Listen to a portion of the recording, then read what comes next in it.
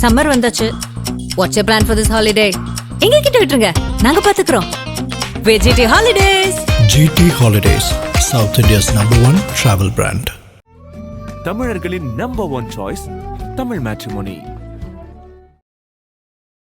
திருமலா பால் நிறுவனம் என்பது ஒரு மிகப்பெரிய நிறுவனம். அது வந்து எல்லாருக்குமே தெரியும். அது அந்த நிறுவனத்தில் வந்துட்டு ட்ரெஷரி மேனேஜர் அப்படின்னு சொல்லிட்டு ஒரு போஸ்டிங்கில் நவீன் போலினேனி இவர் இங்கே வந்து பணிக்கு வர்றாரு. கடந்த ஒரு 3 ஆண்டுகளாக மிஸ்அப்ராப்ரியேட் பண்ணி ஃபண்ட்ஸை வந்து இவர் எடுத்துட்டாரு அப்படின்றத ஒரு குற்றச்சாட்டாக சொல்கிறாங்க. ஆரம்பத்திலேயே வந்துட்டு இது 5000, 10,000, 1 லட்சம், 2 லட்சம் வரும்பொழுதே வந்து அவரை ஈஸியாக பிடிச்சிருக்கலாம்.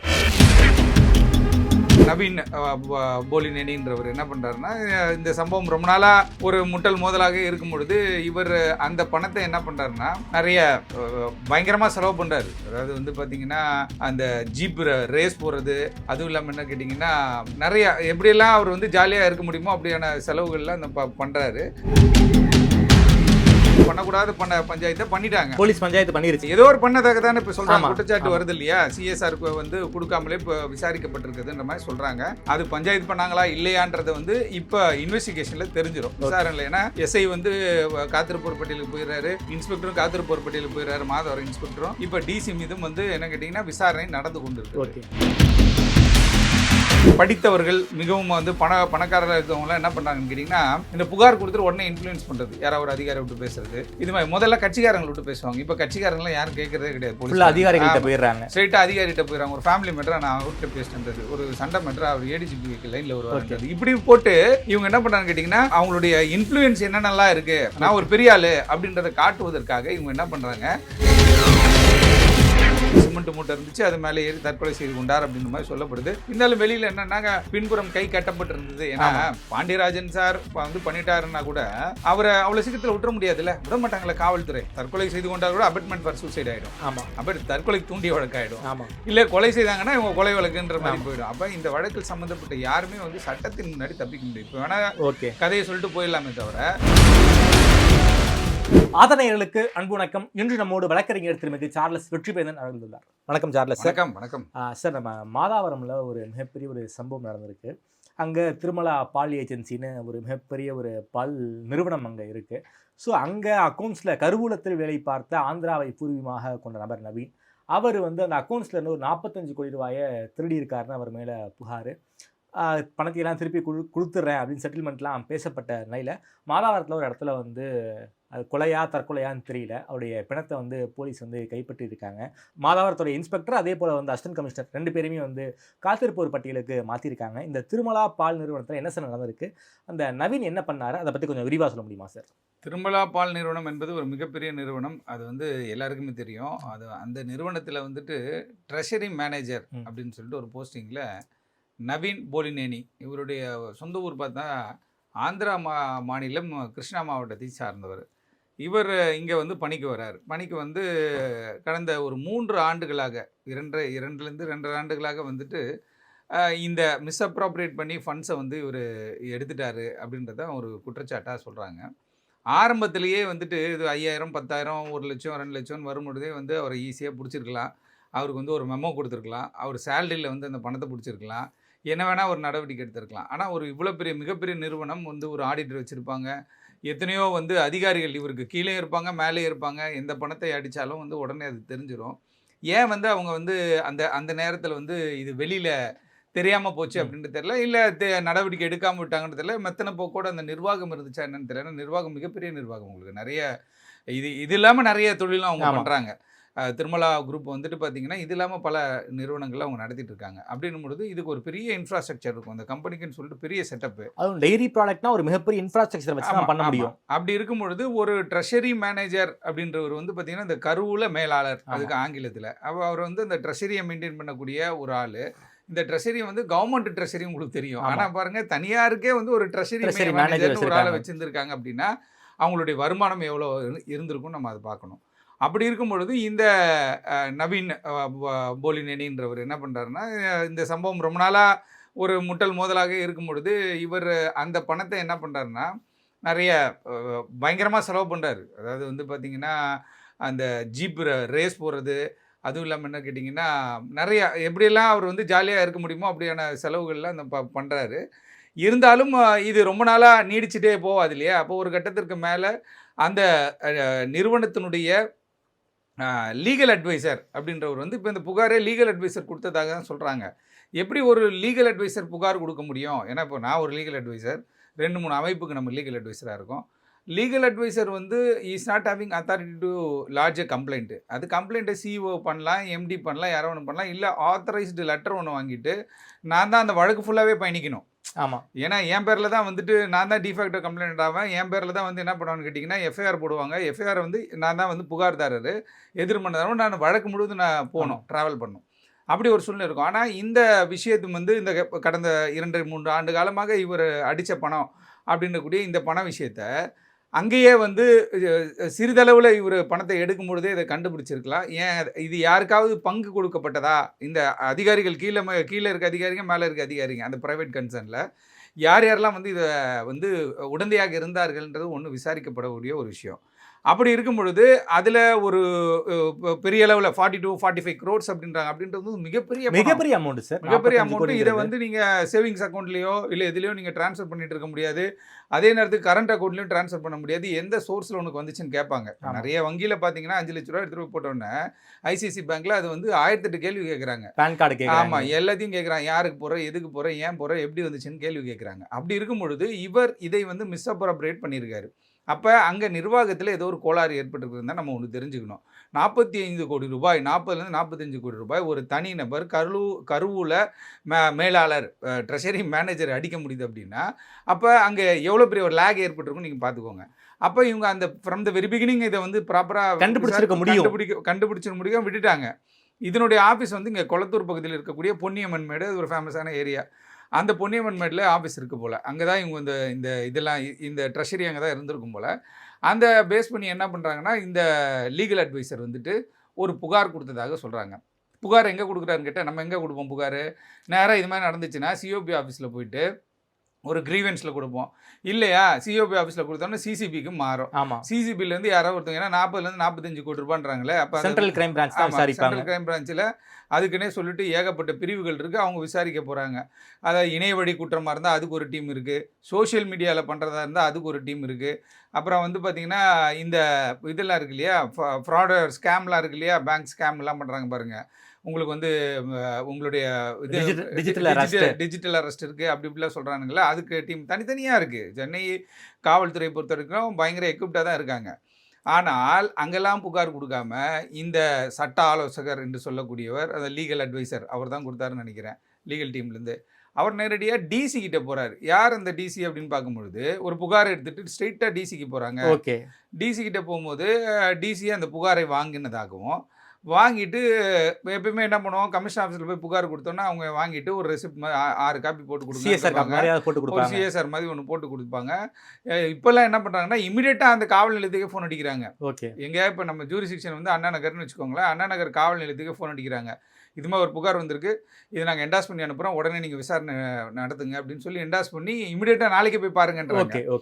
ஆனால் இது பேர் வந்து நேரடியாக டிசி போய் சந்திக்கிறார். பாண்டியராஜன் சார் தான் டிசி. யார் இந்த பாண்டியராஜன் சார்னு சொல்லிட்டு நம்ம விசாரிக்கும் பொழுது தான் தெரியுது, இவர் ஏற்கனவே வந்துட்டு கரூரில் வந்து இந்த டாஸ்மாக் பிரச்சனை நடந்திருக்கும் போது பெண்கள் போராட்டம் நடத்துனாங்க. டாஸ்மாகை மூட வேண்டும், மது வந்து இந்த நாட்டுக்கு கேடு, உடலுக்கு கேடு அப்படின்னு சொல்லிட்டு ஒரு போராட்டம் நடத்தினாங்க. அந்த போராட்டத்தில் ஓங்கி ஒரு அக்காவை அடிச்சிட்டாப்ல, லேடிஸ் அடிச்சார். ஆமாம், ஒரு அக்காவை அடித்து அது பெரிய பேசும் பொருளாகி அதுக்கப்புறம் அங்கேருந்து அவர் தூக்கி போட்டாங்க. எனக்கு தெரிஞ்சு அந்த கேடட்டில் வந்து அதிக முறை டிரான்ஸ்ஃபர் ஆன ஒரு அதிகாரியும் பாண்டியராஜன் சாரை தான் இருப்பார். சார், அந்த பொள்ளாச்சி கேஸில் கூட அந்த சம்மந்தப்பட்ட பெண்கள் பேரையே வெளியில் விட்டார் அவர். ஆமாம், அது மாதிரி பண்ணிருக்கூடாது. அதுக்கும் வந்து ஒரு சில விஷயங்களை அவர் ஃபேஸ் பண்ணார், நடவடிக்கை எடுக்கப்பட்டு அங்கே இங்கேருந்து அவர் அலக்கழிச்சாங்க. அதற்கு பிறகு நீலகிரி எஸ்பியாக அவர் இருந்தார். நீலகிரி எஸ்பியாக இருக்கும்பொழுது அவர், நான் பேசியிருக்கேன் ஒரு வழக்கு சம்மந்தமாக, ஒரு ரத்னான்னு சொல்லிட்டு ஒரு பாட்டி, ஒரு குடும்ப பிரச்சனை. சார், ஜென்யூன் கம்ப்ளைண்ட்டே வந்து நம்ம அதை நம்பர் பண்ணி அதை சிஎஸ்ஆர் வாங்குறதுக்கு எவ்வளோ கஷ்டப்பட வேண்டியது இருக்குது தெரியுமா? ஜென்யூன் கம்ப்ளைண்ட்டுக்கு நிறைய போராட்டங்கள், சட்ட போராட்டங்கள் நடத்த வேண்டியதாக இருக்குது. முதல் பார்த்தீங்கன்னா 156(3) சிஆர்பிசி, 2023 அப்புறம் வந்து பார்த்தீங்கன்னா பிஎன்எஸ்எஸில் 175(3) போயிட்டு இன்றைக்கி அதிக பெட்டிஷன் நம்ம தமிழ்நாடு ஃபுல்லாக ஃபைல் பண்ணியிருக்கோம். ஏன்னா போய் எங்களால் வந்து அங்கே போய் நின்று அசிங்கப்பட்டு நிற்க வச்சு அங்கே வராங்க இங்கே வராங்கன்னு சொல்லி அலைக்கழிக்கிறதுனால நம்ம டேரெக்டாக டைரக்ஷனுக்கு போயிடுறோம் சார். அப்படி இருக்கும் பொழுது இவர் நீலகிரியிலே இருந்தார். அதுக்கப்புறம் வந்து ஒரு சில காரணங்களுக்காக இவர் பெட்டாலியனுக்கு மாற்றப்படுறாரு. சரி. ஆனால் பெட்டாலியன்லேருந்து எப்போ தான் இவர் இங்கே வந்தாருன்னு தெரியாது, சிட்டி லிமிட்டுக்குள்ளே.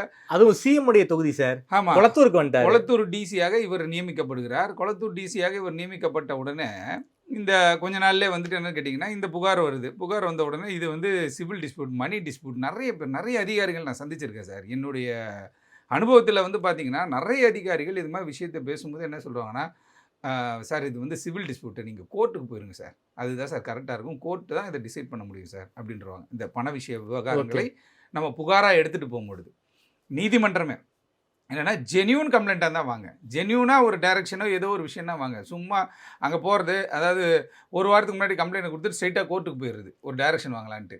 இது மாதிரி வந்துட்டு ஏதாவது ரூட் எடுத்து போகிற மாதிரிலாம் போயிடுறாங்க.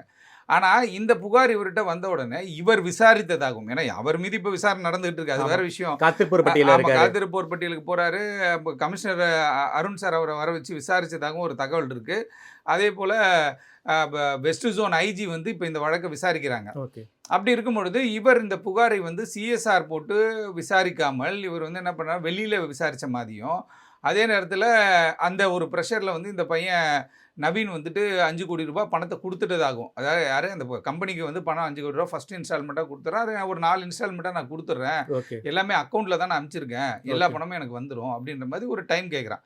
அப்போ மேட்டர் செட்டில் ஆயிடுச்சா, அவ்வளோதான். ஒன்று வெளியில் பண்ணிட்டாங்க, பஞ்சாயத்து பண்ணக்கூடாது பஞ்சாயத்தை பண்ணிட்டாங்க, போலீஸ் பஞ்சாயத்து பண்ணிட்டு ஏதோ ஒரு பண்ணதாக தானே இப்போ சொல்கிறாங்க, குற்றச்சாட்டு வருது இல்லையா, சிஎஸ்ஆருக்கு வந்து கொடுக்காமலே இப்போ விசாரிக்கப்பட்டிருக்குதுன்ற மாதிரி சொல்கிறாங்க. அது பஞ்சாயத்து பண்ணாங்களா இல்லையான்றதை வந்து இப்போ இன்வெஸ்டிகேஷனில் தெரிஞ்சிடும், விசாரணையில். ஏன்னா எஸ்ஐ வந்து காத்திருப்போர் பட்டியலுக்கு போயிடுறாரு, இன்ஸ்பெக்டரும் காத்திருப்போர் பட்டியலுக்கு போயிடுறாரு, மாதவரம் இன்ஸ்பெக்டரும். இப்போ டிசி மீதும் வந்து என்ன கேட்டிங்கன்னா விசாரணை நடந்து கொண்டு இருக்கு. அப்போ இவங்க இதை கையில் ஒரு கிராண்டடாக இந்த விஷயத்தை எடுத்து இதை வந்து சுப்பீரியர் ஆஃபீஸரோட நாலேஜ் இல்லாமல், சார் ஒரு சாதாரண கம்ப்ளைண்ட் போய் கொடுக்குறோம் சார், கொடுத்தோன்னே சிஎஸ்ஆர் போடணும், அசிஸ்டன்ட் கமிஷனர் கிட்ட போய் பேசுங்கன்றாங்க. சிஎஸ்ஆர்னால எல்லா இடத்துலையுமே சிஎஸ்ஆர் நீங்கள் போனால் லோக்கல் ஸ்டேஷனில் கிடைக்காது அவ்வளோ சீக்கிரம். உடனே அசிஸ்டன்ட் கமிஷனர் நாலேஜுக்கு இந்த கம்ப்ளைண்ட் போவோம். இந்த கம்ப்ளைண்ட்டில் ஜென்யூனிட்டி இருந்தால் தான் அந்த கம்ப்ளைண்ட்டுக்கு வந்து சிஎஸ்ஆர் கொடுக்குறாங்க. அடுத்த கட்டம் எஃப்ஐஆர் பண்ணணும் அப்படின்னு சொன்னாலும் நம்ம என்ன பண்ணு கேட்டிங்கன்னா எல்லா எவிடன்ஸ் சம்மந்தப்பட்ட விஷயங்கள் எல்லாத்தையும் அவங்ககிட்ட கொடுக்கும் பொழுது அவங்க என்ன பண்ணுறாங்க கேட்டால் டிசியோட நாலேஜ் கொண்டு போயிட்டு எஃப்ஐஆர் போடுறாங்க. இப்போ எஃப்ஐஆர்லாம் அவ்வளோ சீக்கிரத்தில் நீங்கள் போட முடியாது. அப்படி இருக்கும் பொழுது ஒரு வழக்கு ஒருத்தன் எடுத்துகிட்டு வரான், பணம் கொடுக்கல் வாங்கல் மேட்டர்னா இது எவ்வளோ பெரிய தலைவலி. இப்போ நிறைய குடும்ப பிரச்சனை, ஹஸ்பண்ட் அண்ட் ஒய்ஃப் மேட்டரா, ஹஸ்பண்ட் ஃபேமிலி ரொம்ப வெயிட்டாக இருக்கான், இல்லை ஒய்ஃப் ஃபேமிலி ரொம்ப வெயிட்டாக இருக்கான்னா அவன் சைடில் போய் பேசுறது, ஒரு எஃப்ஐஆர் போடுறது 498A அப்படின்னு போட்டு என்ன பண்ணுறது, என்டையர் குடும்பத்தையும் போட்டு டென்ஷன் பண்ணுறது. இந்த மாதிரி குற்றச்சாட்டுகள் வழக்குகள் நம்மகிட்ட அடுக்கடுக்காக எடுத்து கொடுக்கலாம், லிஸ்ட்டே எடுத்து கொடுக்கலாம். எதுக்கு எஃப்ஐஆர் போடக்கூடாதோ அதுக்கு எஃப்ஐஆர் போடப்பட்டிருக்குது, எதுக்கு எஃப்ஐஆர் பண்ணணுமோ அதுக்கு இன்றைக்கி வரையும் எஃப்ஐஆர் போடுறதில்ல. அப்படி இருக்குது. இப்போ ஒரு அரசாங்கம் அமைப்பது எவ்வளோ பெரிய கஷ்டம். அப்போ அந்த அரசாங்கத்தினுடைய அரசு அதிகாரிகள் அரசாங்கத்தினுடைய எல்லா விஷயத்தையும் கட்டுப்பட்டு கீழ்ப்படிந்து போனோம். ஒரு பண விவகாரத்தில் ஒரு காவல்துறை அதிகாரி தலையிடக்கூடாது என்பது வந்து ஒரு விதி, ஒரு ரூல். அது ஏடிஜிபியாக அருண் சார் இருக்கும்போதே அவர் ஒரு ரூல் போடுறாரு. அவர் வந்து ஒரு மெமராண்டம் ரிலீஸ் பண்ணுறாரு. அந்த ரிலீஸ் பண்ணுற மெமராண்டத்தில் எதில் போலீஸ் தலையிடணும், எதில் தலையிடக்கூடாதுன்றாரு. வேறு என்ன பண்ண முடியும்? ஒவ்வொரு டிசி வீட்டுக்கும் காலையில் போய் கமிஷனர் உட்காந்து எல்லாருக்கிட்டையும் பார்த்துட்டு இருக்கிற எல்லா டிசி 8-10 டிசி இருக்காங்கன்னு வச்சுக்கோங்களேன் சிட்டிக்குள்ளே, 10 டிசி வீட்டுக்கு போய் உட்காந்து இன்னும் பார்த்துட்டு இருப்பாங்க கிடையாது. அப்போ உங்களுடைய இப்போ என்ன கேட்டிங்கன்னா சுய கட்டுப்பாடு, இந்த விஷயத்தில் தலையிடணும், இதில் தலையிடக்கூடாதுன்னு இருக்கணும். இவரே ஏதோ ஒன்று பேசிட்டு தான் சொல்கிறாங்க. அதற்கு பிறகு இந்த 5 கோடி ரூபா கொடுக்குறான். 5 கோடி ரூபா கொடுத்துட்ட பிறகும் இவர் கூட பயணித்த வேலை செய்த அதிகாரிகள் 2-3 பேர் இருக்காங்களே அந்த ப்ரைவேட் கன்சர்னில், அவங்க என்ன பண்ண, நீ பணமே கொடுத்தா கூட உன்னை நாங்கள் விட மாட்டோம் அப்படின்னு ஒரு மிரட்டல் அந்த மெயிலே சொல்கிறாரு. நான் பணம் கொடுத்தா கூட என்னை விடமாட்டேன்னு சொல்லி மிரட்டுறாங்க அப்படின்ற மாதிரியான ஒரு தகவல் அவங்க ஃபேமிலிக்கு அவர் வந்து ஒரு மெயில் போடுறாரு. அந்த இடத்துல போலீஸ் எதுவும் அலிகேஷன் பண்ண மாதிரி தெரியல. பட் ஆனால் அதெல்லாம் போட்ட பிறகு தான் அவர் என்ன பண்ணுறாரு கேட்டிங்கன்னா, இவர் இருக்கிற இடம் வந்து பார்த்திங்கன்னா நம்ம சூரப்பேடு வேலம்மாள் ஸ்கூலுக்கு பேக் சைடு தான் பிரிட்டானியா நகர். அந்த பிரிட்டானியா நகர் உள்ளே வந்தோன்னா அப்படியே கதிர்வேடை வந்துடும், இந்த சைடு நம்ம வெளியில் வந்துடுவோம். அது ஒரு மிகப்பெரிய ஏரியா. ஏன்னா அங்கே ஸ்கூல் டெவலப் ஆகும்போதே நிறைய பேர் பசங்களுக்காக அங்கே போய் வீடு கட்டிட்டு அங்கே போயிட்டாங்க. வெல் டெவலப்டு ஏரியா, அந்த ஏரியாவில் தான் அவர் இருக்கார். பட் ஆனால் இவர் ஏதோ ஒரு வாட்டி, அதாவது தெரியல உங்களுக்கு, ஒரு 10 லட்ச ரூபா 5 லட்ச ரூபா அடிச்சோன்னு யாருமே கண்டுக்கல. ஓகே, அப்படி வந்து பண்ணதுனால தான் இன்னைக்கு இது அக்குமுலேட் ஆகி 45 கோடி வரைக்கும் வந்து 45 கோடி ரூபா இருந்துச்சு. சரி, அந்த 45 கோடி ரூபாய் கொடுக்குற நிர்வாகத்தினமே சொல்லிடுறான். இப்போ நிர்வாகத்தினுடைய தவறு என்ன அப்படின்னு பார்க்கும்பொழுது, அந்த நிர்வாகம் முறையாக அந்த புகாரை எடுத்துகிட்டு போய், ஒன்றும் இல்லை, முதன்கிழமை அருண் ஐபிஎஸ் அவர்கள் வந்து சென்னை மாநகர காவல் ஆணையாளர் வந்துட்டு உட்கார்றாரு, எங்கே பப்ளிக் கிரீவன்ஸை வாங்குறாரு. ஐயா, இது மாதிரி வந்துட்டு ஒரு பணம் கொடுக்கல் வாங்கல் மேட்டரில் நான் வந்து மாட்டிக்கிட்டேன், என்னை போட்டு ஒரு 4 பக்கமும் நெருக்கடி கொடுக்குறாங்க, நான் பணம் கொடுக்கறதுக்கு ரெடி, எனக்கு டைமும் நான் சொல்லிட்டேன் அவங்ககிட்ட, ஆனால் என்னை வந்து ரொம்ப அச்சுறுத்துறாங்க, எனக்கு உயிருக்கு பயமாக இருக்குது, என் குடும்ப குழந்தை குட்டிலாம் வச்சுருக்குன்னு போய்ட்டு நேரம் முறையிட்டிருக்கலாமே. முறையிடலை, அவர் யார் ராங்காக கைட் பண்ணிட்டாங்க. அதுவும் இல்லாமல் என்ன கேட்டிங்கன்னா, இந்த நிறுவனமும் மிகப்பெரிய நிறுவனம். இந்த நிறுவனம் வந்துட்டு நம்ம இந்திய அளவில் செயல்படக்கூடிய ஒரு நிறுவனம். நம்ம இதோ குளத்தூர் திருமலா பால் நினச்சிடும், இது பெரிய நிறுவனம். அப்படின்னும் பொழுது அந்த நிறுவனம் என்ன நிறைய இந்த படித்தவர்கள் மிகவும் வந்து பணக்காரராக இருக்கவங்களாம் என்ன பண்ணுறாங்கன்னு கேட்டிங்கன்னா, இந்த புகார் கொடுத்துட்டு உடனே இன்ஃப்ளூயன்ஸ் பண்ணுறது, யாராவது ஒரு அதிகாரி விட்டு பேசுறது, இது மாதிரி முதல்ல கட்சிக்காரங்களை விட்டு பேசுவாங்க. இப்போ கட்சிக்காரங்களாம் யாரும் கேட்கறதே கிடையாது. போலீஸ் அதிகாரிகிட்ட போயிடுறாங்க, ஸ்ட்ரெயிட்டாக அதிகாரிகிட்ட போயிடறாங்க. ஒரு ஃபேமிலி மேட்டரா நான் அவர்கிட்ட பேசிட்டேன்றது, ஒரு சண்டை மேட்டரா அவர் ஏடிஜிபி லைனில் வருவாருன்றது, இப்படி போட்டு இவங்க என்ன பண்ணுறாங்கன்னு கேட்டிங்கன்னா, இந்த அவங்களுடைய இன்ஃப்ளூயன்ஸ் என்னென்னலாம் இருக்குது, நான் ஒரு பெரிய ஆள் அப்படின்றத காட்டுவதற்காக இவங்க என்ன பண்ணுறாங்க, ஒரு டீல் பேசுவாங்களே, 45 கோடி ரூபா வாங்கி கொடுங்க, ஒரு 5 ரூபா நீங்கள் எடுத்துங்க அப்படின்னா, 5 ரூபானா பெரிய பணம் இல்லை, 5 கோடி. அதனால என்ன பண்ணுறதுன்னா, அது ஆசைப்பட்டு போய் நீங்கள் என்ன ஆயிடுச்சுன்னு கேட்டால், இந்த பையன் வந்து ஒரு கட்டத்திற்கு மேலே பணம் கொடுத்தாலும் நம்மளை விட மாட்டேன்னு சொல்கிறான்.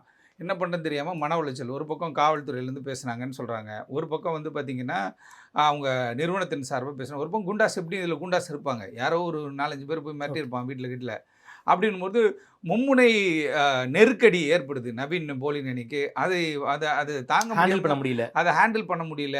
அதுவும் இல்லாமல் இவர் என்னன்னு கேட்டால், நம்ம கொடுக்குறோன்னு சொல்லி இது மாதிரி பண்ணானே, இதுக்கு வேறு முடிவே கிடையாது அப்படின்னு சொல்லி இவர் வந்து மண்டைக்குள்ளே வச்சுருக்காரு.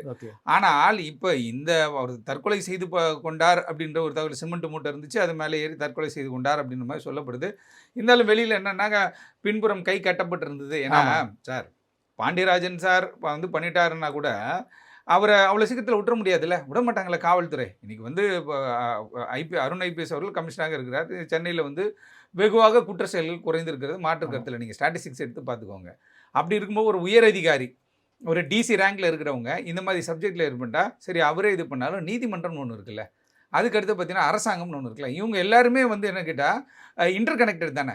அப்படின்னும் பொழுது இதில் யாரை தப்பிப்பதற்கு வாய்ப்பு கிடையாது. இப்போ உண்மையாகவே நவீன் போலினேனி கொலை செய்யப்பட்டு தொங்க விடப்பட்டாரா, இல்லை அவர் தற்கொலை செய்து கொண்டாரா அப்படின்றது இன்வெஸ்டிகேஷன் முடியும் போது தான் தெரியும். இப்போ தான் விசாரணை ஆரம்பிச்சிருக்கு. ஏன்னா அது வந்து கொலையா இருக்க வாய்ப்பு இருக்குன்னா, ஆனால் பின்னாடி கை கட்டப்பட்டிருக்குங்கிற ஒரு விஷயத்தை வந்து வைக்கிறாங்களே சார். அதனால எல்லா புகைப்படமும் எடுத்து வைத்திருப்பதாக கமிஷனர் சொல்லியிருக்காரு. எல்லா புகைப்படமும் இருக்கு. அது வந்து மீடியா ட்ரையல்ன்றது ஒரு பக்கம் அது பாட்டுக்கு நடந்துட்டு இருப்பாங்க, அது பாட்டு போயிட்டு இருக்கோம். எத்தனையோ உச்சநீதிமன்றமே பல வழக்குகளில் சொல்லிட்டாங்க, நாங்கள் அந்த பண்டில் எடுக்கிறதுக்கு முன்னாடி மீடியாவே முடிவு பண்ணிடுறாங்க யார் அக்யூஸ்டுன்ட்டு. ஆனால் இப்போ பத்திரிகையாளர் சந்திப்பில் கூட கமிஷனர் அவர்கள் ஒரு வார்த்தை சொல்லியிருக்காரு, அவங்க ஃபேமிலி தான் தேடுறாங்க, காணான்னு சொல்லி தேடும்பொழுது அந்த இடத்துல இருக்கணும் போது காவல்துறை போகிறாங்க, எல்லாமே ஃபோட்டோ எடுத்து வச்சுருக்கோம், ஏதாவது ஒரு அசம்பாவிதமாக அது மாதிரி நடந்திருந்தால் நம்ம தீவிர நடவடிக்கை எடுப்போன்ற மாதிரி சொல்லியிருக்காங்க. அதனால் இதில் இந்த நவீன் போலினேனி வழக்கு அவர் கொலை செய்யப்பட்டாரா அல்லது தற்கொலை செய்து கொண்டாரா அப்படின்றது வந்து இப்போ விசாரணை தீவிரமடைந்திருக்கிறது. அதிகாரிகளை வந்து அவங்க என்ன பண்ணுறான்னு கேட்டிங்கன்னா இன்வெஸ்டிகேட் பண்ணுறாங்க.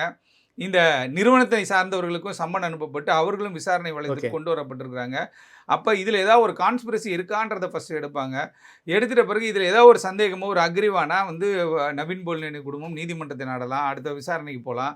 இல்லை அஜித்குமார் வழக்கு மாதிரி நீதிமன்றமே இந்த வழக்கை வந்து கையில் எடுக்கலாம். சுமோட்டோவை எத்தனையோ வழக்கு எடுத்துருக்காங்க இல்லையா, அந்த மாதிரி வந்து வழக்கு எடுப்பதற்கு வாய்ப்பு இருக்குது. அதனால் வந்து இந்த நவீன் போலினேனி வழக்கில் அது அவர் தற்கொலை செய்து கொண்டால் கூட அபெட்மெண்ட் ஃபார் சூசைட் ஆகிடும்.